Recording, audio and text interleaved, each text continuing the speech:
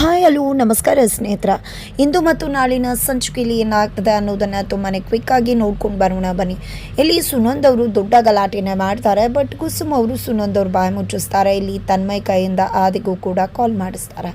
ಎತ್ತ ಕಡೆ Tandav ಶ್ರೇಷ್ಠಗೆ good bye ಹೇಳಿದ್ದಾರೆ. ಇಲ್ಲಿ ಶ್ರೇಷ್ಠ ನಜ್ಜಿಗೂ ಕೂಡ ಉರ್ತು ಹೋಗ್ತಾಳೆ. ಇಷ್ಟು ದಿನ ನನ್ನ ಜೊತೆ ಇದು ಇವನಿಗೋಸ್ಕರ ಎಲ್ಲವನ್ನೂ ಕೂಡ ಬಿಟ್ಟು ಬಂದರೆ ಇವತ್ತು ಇವನು ನನ್ನನ್ನೇ ಬಿಟ್ಟು ಹೋಗ್ತದಾನೆ ಅಂತ. ಅದೇ ಕಾರಣಕ್ಕೆ ನೀನು ಆಚೆ ಹೋದ್ಮೇಲೆ ಬೀದಿಲಿ ಬೀಳ್ತೀಯಾ, ನರಕ ಅನುಭವಿಸ್ತೀಯಾ ಅಂತೆಲ್ಲ ಹೇಳಿದ್ರು.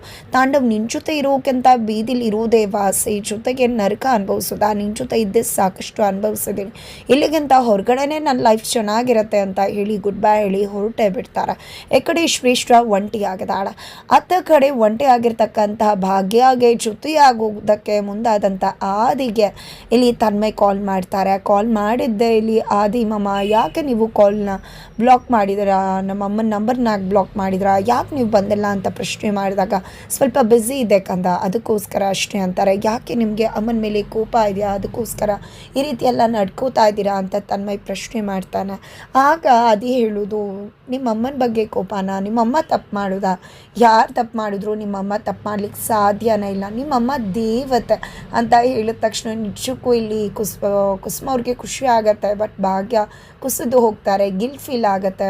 ಇಂಥ ಒಬ್ಬ ಮನುಷ್ಯನ ಬಗ್ಗೆ ನಾನು ಹೇಗೆಲ್ಲ ನಡ್ಕೊಂಡ್ಬಿಟ್ಟೆ ಅಂತ. ಇದರ ನಡುವೆ ಭಾಗ್ಯನ ತಾಂಡವ್ ಒಬ್ಬರು ಭೇಟಿ ಮಾಡಿದ್ದಾರೆ.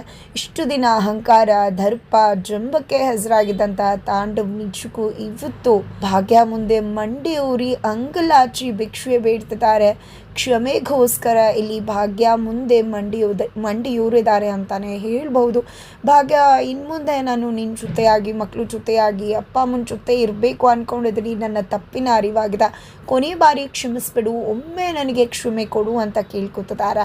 ಆದರೆ ಭಾಗ್ಯ ನಂಬ್ತಾರ. ಇಂಥ ಎಷ್ಟೋ ನಾಟಕ ನೋಡಿದ್ರು ಭಾಗ್ಯ. ಹಾಗಾಗಿ ಇವತ್ತು ತಾಂಡವ್ ನಿಜವಾಗಿ ಸೋತಿದ್ದು ಕೂಡ ಇಲ್ಲಿ ಭಾಗ್ಯ ಅದು ನಾಟಕ ಅಂದ್ಕೊಂಡು ಬಿಡ್ತಾರ. ಭಾಗ್ಯ ತೀರ್ಮಾನ ಏನಾಗಿರುತ್ತೆ, ಮಕ್ಕಳಿಗೋಸ್ಕರ ತಾಂಡವ್ಗೆ ಜೊತೆ ಆಗ್ತಾರ ಅಥವಾ ತಾಂಡವನ್ನು ನಂಬದೆ ಆದಿಗೆ ಜೊತೆ ಆಗ್ತಾರ, ಆದಿಯನ್ನು ಆಯ್ಕೆ ಮಾಡ್ಕೋತಾರ, ಏನಾಗತ್ತೆ ತಿಳ್ಕೋಬೇಕು ಅಂದರೆ ಮುಂದಿನ ವೀಡಿಯೋಗೆ ವೀಕ್ಷಣೆ ಮಾಡೋದನ್ನು ಮರಿಬೇಡಿ.